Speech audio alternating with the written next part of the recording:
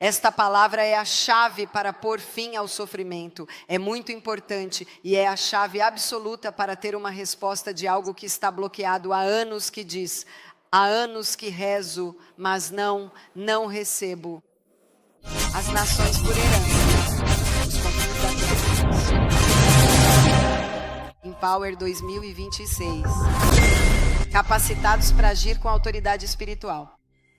Então, a palavra que quero pregar hoje é uma palavra muito importante. Sempre importante, mas é muito importante. Eu a recebi enquanto estava orando por uma noite profética que faríamos em Palermo. E Deus me disse: quero te dar uma chave. É óbvio que é uma chave que sempre existiu na Bíblia. Mas eu vi, sabe quando você olha, vê com outros olhos e diz: ah, isso é precioso demais. Então é uma revelação, talvez outros já tenham tido, mas certamente falou muito ao meu coração. E esta palavra vai desbloquear, por isso a chamei de a chave da virada para receber respostas. Vai desbloquear aquelas pessoas que há anos estão orando por algo e nunca acontece. Mas já aconteceu de você dizer: não, faz anos que oro por isso e não acontece? Já te aconteceu? Pois bem, esta palavra é uma chave. A Bíblia nos dá chaves de virada. Esta é uma chave incrível para poder parar de sofrer ou para poder mudar coisas que nunca mudam. Sabe quando diz: há anos que existe um sofrimento, há anos que estou sob pressão, parece que nunca acaba. Pois bem, esta palavra é a chave para pôr fim ao sofrimento. É muito importante e é a chave absoluta para ter uma resposta de algo que está bloqueado há anos, que diz: há anos que oro, mas não recebo. E Deus me mostrou de forma clara na Bíblia esta chave.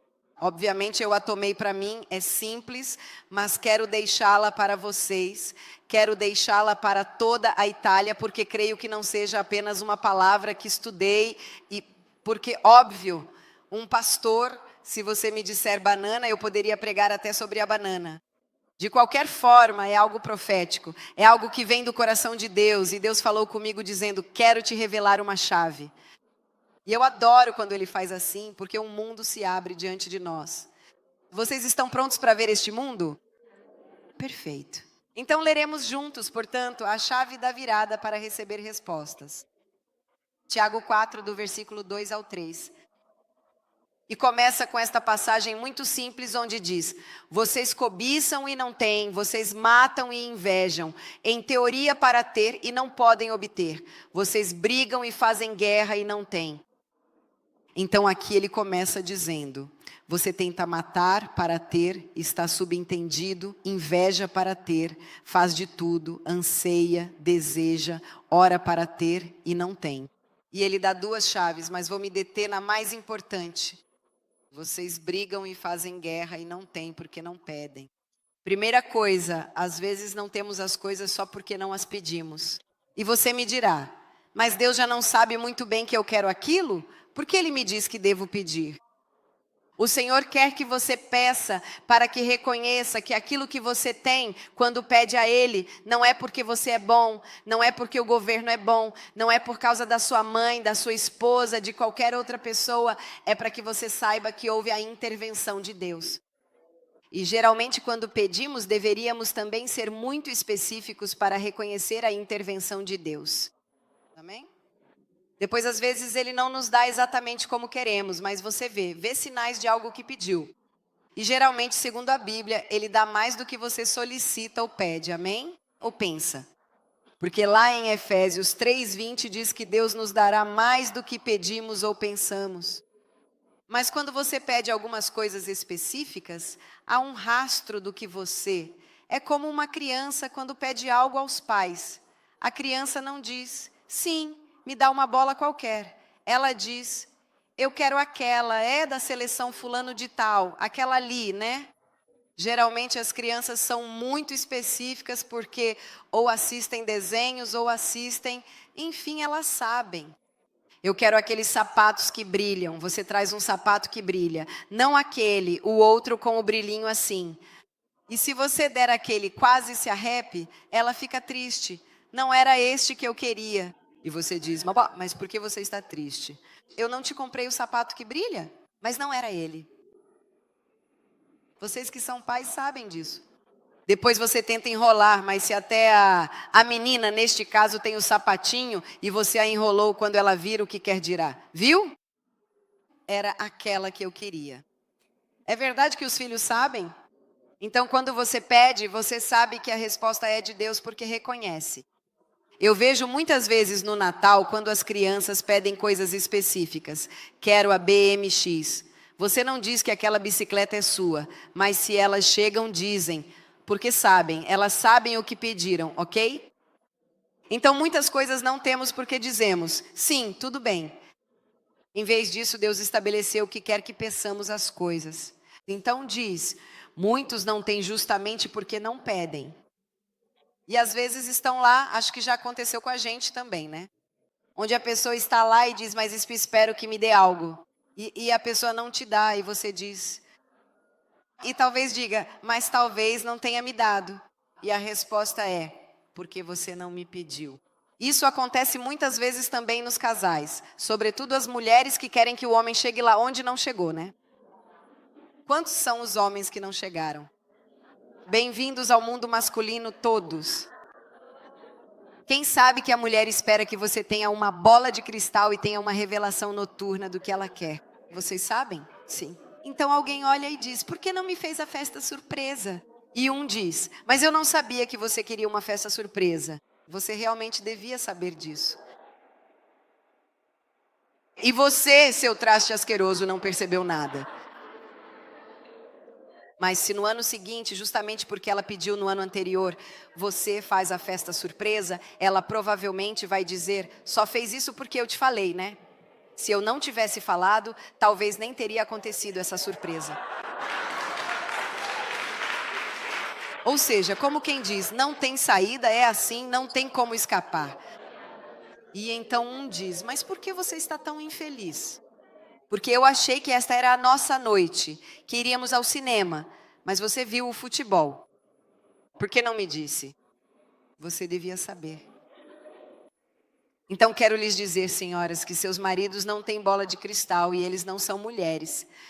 O que é bom, porque as mulheres entre nós nos entendemos. Tipo, eu às vezes, vocês não sabem, mas já ouviram falar de uma história chamada Cyrano de Bergerac? Famosa.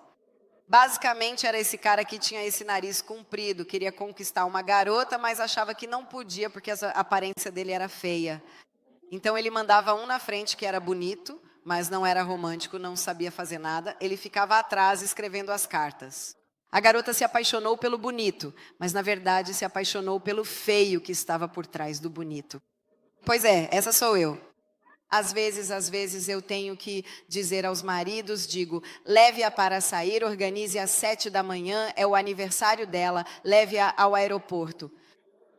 E aí você faz e elas dizem, incrível, ele percebeu, eu fico quieta e digo, imagina. Mas vocês precisam realmente entender, porque são sensibilidades diferentes, cada uma com suas particularidades. Amém? Então, às vezes, a gente tem que expressar o que quer. Eu sempre vou me lembrar, sempre conto isso, da Cindy Jacobs, que uma vez chega nesta conferência e diz, sabe, eu viajo muito, às vezes, o marido dela na época trabalhava, era piloto de avião, etc. Não viajava sempre com ela. Ela diz, então nunca estamos em casa sempre juntos, mas quando chego, moro numa casa de 2 andares. Agora ela mudou de casa, mas morava. E chego e ele coloca pétalas de flores nas escadas. E as mulheres começavam a dizer, o que é isso? Só eu casei com um monstro. E depois ela diz, e depois ele me prepara a banheira. Linda a música, o incenso. E eu vi as mulheres dizendo, mas com quem eu me casei? E aí ela olha serenamente e faz assim, levei 28 anos para dizer a ele o que eu gostava. Isso para dizer que você pode guiar o seu romantismo no outro, ok? Então algumas pessoas chegam lá sozinhas, são mais românticas, mas é raríssimo. Mas tem gente também que chega lá, homens também muito românticos, tem um que ainda estamos procurando, onde o colocaram. Enfim, é verdade. Mulheres peçam, vejam o que a Bíblia diz, vocês não têm porque não pedem. Peçam, olha, eu gosto desse jeito, para que o outro diga, ela gosta. E quando ele fizer, não diga, você fez porque eu te falei, porque é assim. Vocês devem guiar as pessoas no que vocês querem e vice-versa, inclusive sexualmente. Você não pode achar que alguém tenha o mapa. Depois de anos, provavelmente, uma pessoa sabe o que pode agradar a um ou ao outro. Mas tem gente que depois de anos ainda não sabe o que agrada ao homem ou à mulher. Falem. Até no sexo se pode falar. Eu gosto disso, eu sinto prazer nisso. Se me tocar aqui, se não me tocar ali. Falem, senhores e senhoras. Deus nos deu a boca para falar, falar, falar. Falamos tanto, não é?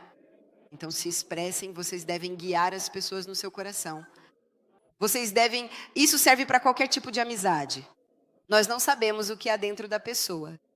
Nós conhecemos algumas coisas que você nos vende e nós vendemos geralmente coisas maravilhosas. Nós vendemos que temos um bom caráter, que somos maravilhosos, fantásticos. Aí a pessoa se assusta porque te conheço e digo, meu Deus, por que você me vendeu que era uma pessoa tranquila? E depois te vejo no semáforo dizendo, seu nojento horroroso. Então guiem as pessoas no que vocês gostam, em qualquer tipo de amizade, sobretudo também em uma relação a dois. Eu gosto disso. No seu coração, o meu coração, olha, quando você me diz essa palavra, está tudo bem, aquela não está. Guiem intimamente as pessoas na sexualidade. Vocês devem guiar. Depois, quando a pessoa aprendeu a guiar, ela guia. Amém. É como na autoescola. Te ensinam o que você deve fazer e depois, quase no automático, você guia sem pensar no que tem que fazer. Amém. Deus nos deu a capacidade de ter relações, de nos relacionarmos. E lembremos-nos sempre, né? É um parêntese, não tem nada a ver com a minha virada de chave. Lembremos-nos sempre que são dois mundos diferentes. Amém? E lembrem-se sempre que existem linguagens de amor diferentes. Tem gente que ama de um jeito e tem gente que ama de outro. Tem gente que ama com palavras. Eu te amo, gosto de você, você é preciosa, tesouro, tudo o que quiserem. E geralmente no início dos relacionamentos amam também com animais. Filhotinho, né? Aí quando cresce que começam a brigar, você vira cavalo. Ou seja, de filhotinho a cavalo, né? E os animais podem crescer durante um relacionamento. Isso é outra coisa que nós sabemos.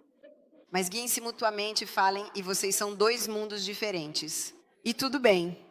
Tem gente que ama dando presentes, não falam muito, mas demonstram com presentes. Tem gente que ama criando momentos especiais. Tem gente que ama servindo, fazem de tudo por você. Cada um ama de um jeito. Tem até um livro muito bom na livraria, né? As 5 linguagens do amor. Podem comprar se nunca leram. Você deve amar a pessoa não como você gostaria, mas como ela gostaria. Amém? Por exemplo, eu quando acompanho as pessoas, tento entender a linguagem do amor daquela pessoa. Eu não sou igual com todos, e você não deveria ser igual nem com seus filhos, pois cada um tem uma linguagem de amor diferente. O filho que precisa de mais palavras, você deveria dar più parole. Se você der tempo de qualidade para aquele que precisa de palavras, ele não se sente amado e você diz, mas eu te amo, olha, te levei para Disney. Mas eu não queria a Disney, eu queria um pai que dissesse que me ama, que sou precioso e maravilhoso. E você diz, cada um tem um jeito de receber o amor. Descubra a linguagem de amor do seu parceiro e tente amar a pessoa como ela quer ser amada. Amém? Tudo bem, fecho o meu parêntese, não tinha nada a ver. Mas enfim, já que eu estava aqui... Então Tiago, voltemos à minha chave. Voltemos à minha chave. Então é preciso pedir. Digam comigo. Às vezes é preciso pedir. Quando quero algo, devo pedir. Amém? Tem gente que percebe sozinha, mas a maioria das pessoas não percebe sozinha. Amém? Será mais fácil entre 2 mulheres que são amigas, que percebam sozinhas o que a outra gosta, do que para o seu marido, porque são mulheres. As mulheres percebem as mesmas coisas. Os homens percebem as mesmas coisas que os homens. De fato, eu que estou sempre no meio dos homens, não sei se sabem, mas eu sou a única mulher nessa coisa mundial, 40 homens, estou eu lá. Então estou sempre com os pastores e eu, sinceramente, e comigo está uma amiga minha que esteve aqui também, aquela que Deus me disse para cuidar, etc. E a Lori Ann é a única mulher no mundo do empreendedorismo com outros 40 homens. Então ela é a mulher dos negócios, eu sou a mulher dos pastores. Outro dia ela me liga e diz, porque agora é CEO de uma ONG gigantesca no mundo, é a primeira vez que trabalha com mulheres. Ela me liga e diz assim, ai, mas como os homens conseguem querer se casar com essas aí? Porque ela está tão acostumada a trabalhar, que os homens são práticos, falam menos, resolvem em 5 minutos. Ela me diz, me mandaram 30 e-mails e eu, bem-vinda, sentimos sua falta. Então, cada mundo é um mundo. Os homens são mais práticos, eles pedem ajuda quando querem uma resposta, as mulheres precisam falar mais. Então, vamos sempre lembrar que não é só o seu marido ou só a sua esposa que são assim. A maioria dos homens tem outra cabeça e a mulher outra cabeça, outro modo de sentir. O importante é que nós descobramos e estudemos. Digam comigo, devo estudar minha esposa, devo estudar meu marido. É a sua tarefa para as férias. Façam assim, vamos fazer uma promessa. Nestas férias, todos os casados, nestas férias, em vez de levar um livro para ler, eu estudarei minha esposa e meu marido. Eu prometo em nome de Jesus, quero as mãos levantadas. Nestas férias, em vez de levar um livro, eu estudarei minha esposa e meu marido. Muito bem, muito bem. Em setembro vocês serão aprovados. Ok. Então peçam, peçam, peçam, peçam, peçam, peçam, peçam. Ok, a minha chave está na segunda parte. Fizemos esse belíssimo, belíssimo parêntese. Peçam. Alguns pedem, então tem a categoria de quem não pede e por isso tem um motivo para às vezes não ter. Tem outra categoria que diz peçam. Então tem gente que pede e não recebe porque pede mal. Então tem um jeito de fazer o pedido certo e tem um jeito de fazer o pedido errado. Pedem mal para gastar em seus próprios prazeres. Esta é uma passagem que todos conhecemos. E lendo esta passagem comecei a dizer, Deus, o que significa gastar em seus próprios prazeres? O Senhor me disse, é quando você pede coisas onde você é o centro, você pede coisas para o seu próprio prazer. E este é um jeito errado de pedir, porque eu os criei para encontrar prazer em mim e para que vocês possam dar aos outros. E o jeito de pedir corretamente não é ter você como centro, mas ter os outros como centro. E quando Deus me diz isso, me vem à mente algumas passagens bíblicas, onde essa chave mudou a história. Quero ler uma delas. 1 Reis 3:9, o sacrifício de Salomão. Deus diz a Salomão, peça-me o que quiser. O que você quer? E Salomão faz assim, dá pois ao teu servo um coração inteligente para que eu possa administrar a justiça para o teu povo. Inteligente para mim ou não, inteligente para o teu povo. E discernir o bem do mal, pois quem poderia administrar a justiça para este teu povo que é tão numeroso? Então Deus lhe diz, você pode pedir qualquer coisa que você quiser. Ele podia pedir dinheiro para si, uma boa esposa, inteligência, mas para qualquer coisa ele diz, Deus, o que eu gostaria é de um coração inteligente para ajudar o povo. Digam comigo, para ajudar o povo. E entender o bem e o mal para ajudar o povo. E 1 Reis 3:10 diz, agradou ao Senhor que Salomão lhe tivesse feito tal pedido. Ou seja, Deus disse, que lindo, você poderia pedir qualquer coisa para si e pediu pelos outros. E em 1 Reis 3:11-13 diz assim, e Deus lhe disse, já que você pediu isso, ou seja, não para você, mas para os outros, não pediu para si vida longa, nem riqueza, nem a morte dos seus inimigos, tudo o que alguém gostaria de pedir, mas pediu inteligência para poder discernir o que é justo, eis que faço como você disse, e lhe dou um coração sábio e inteligente. Ninguém foi semelhante a você no passado, e ninguém será semelhante a você no futuro. E continua, além disso, eu lhe dou o que você não me pediu. Digam comigo, o que você não me pediu?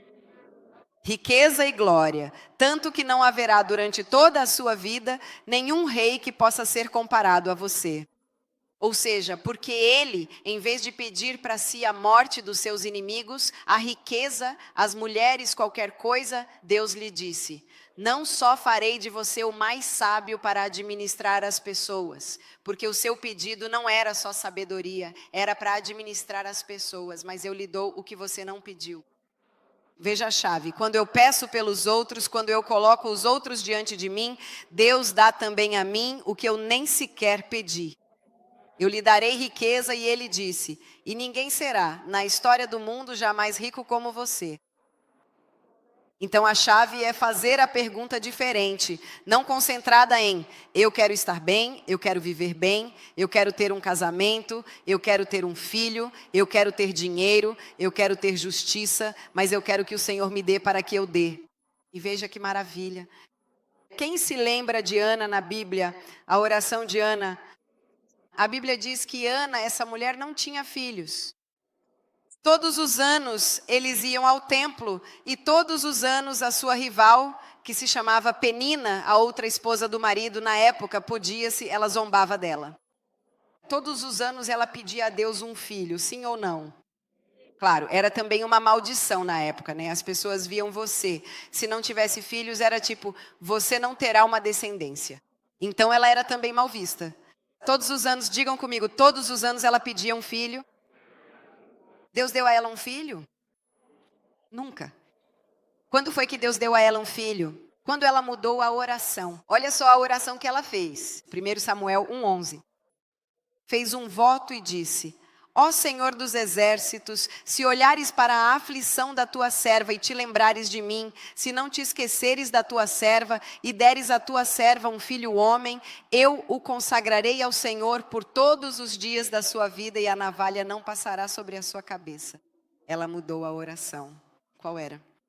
Não quero mais um filho para mim, para que não zombem de mim. Não quero mais um filho para mim. Se tu me deres um filho, eu o entrego a ti. Naquele dia ela ficou grávida. Amém? Ela mudou a oração. Não quero mais um filho para satisfazer o meu coração que quer um filho. Não quero mais um filho só para tirar a minha vergonha. Desta vez eu quero um filho que será dedicado a ti. Não o quero para mim. Tanto é que ele, desde pequeno, foi morar longe de casa, e para uma mãe que nunca teve filhos, isso é terrível. A partir do momento em que ela deu o filho a Deus, o que diz a Bíblia? Que ela depois deu à luz muitos outros filhos, e ela não pediu muitos outros filhos, ela tinha pedido um filho. Mas quando você pede a Deus algo pelos outros, ou pelo reino de Deus, ou pelo próprio Deus, Ele te dá até o que você não pediu. Amém? Vejam que maravilha esta passagem, esta foi a que me impactou. Jó 42:10. Jó tinha praticamente todos os seus amigos, vocês se lembram dos amigos de Jó? Eram seus amigos íntimos que, enquanto ele estava lá, arrasado, cheio de chagas, etc. e tal, os amigos de Jó, em vez de dizerem: vamos lá, Jó, você sempre foi um homem maravilhoso, eles começaram a culpar o Jó. Lembram? Você está assim porque não é bom o suficiente. Está assim porque talvez fingisse, dizia honrar a Deus. Está assim porque... E pensavam que fosse um castigo. Pense, quando você já está mal, todo mundo ao seu redor dizendo: ah, você está doente porque fez algo errado. Então, como estava o coração de Jó em relação aos seus amigos, que naquele momento ele esperava que o ajudassem? Feliz? Era meio tipo, mas vocês são meus amigos. É por isso que geralmente quando um amigo não é bem um amigo, usa-se a expressão cristã, os amigos de Jó, que se refere a um amigo que no fim não é tão amigo assim. Olha o que diz a Bíblia. Então Jó estava cheio de chagas, tinha perdido os filhos, tinha perdido tudo. Quem se lembra? Os cães estavam lá lambendo ele, ou seja, era um desastre. Olha no 42 o que diz. Quando Jó orou pelos seus amigos, que também lhe tinham feito mal, o Senhor o restaurou à sua condição anterior e lhe deu o dobro de tudo o que ele já possuíra. Ou seja, ele sofreu até o momento em que orou sinceramente pelos seus amigos, que naquele momento eram amigos que tinham lhe feito mal. Esse gesto mostra o quanto ele foi capaz de perdoar. Em vez de pedir justiça a Deus, ele orou de verdade pelos seus amigos e ele desbloqueou. Veja a chave. Ele viveu esse sofrimento enorme e não havia como desbloqueá-lo, mas o momento diz exatamente assim: quando Jó orou pelos seus amigos, o Senhor o restaurou à sua condição anterior. E não apenas isso, porque ele não pediu, me dê o dobro de tudo. Jó pediu, me dê o dobro de tudo? Não, mas Jó orou por outra pessoa que não era ele mesmo. Jó orou para que Deus abençoasse esses amigos que naquele momento, na verdade, tinham lhe feito mal. E Deus lhe deu também aquilo que ele não pediu, ou seja, o dobro de tudo o que ele tinha perdido. Amém?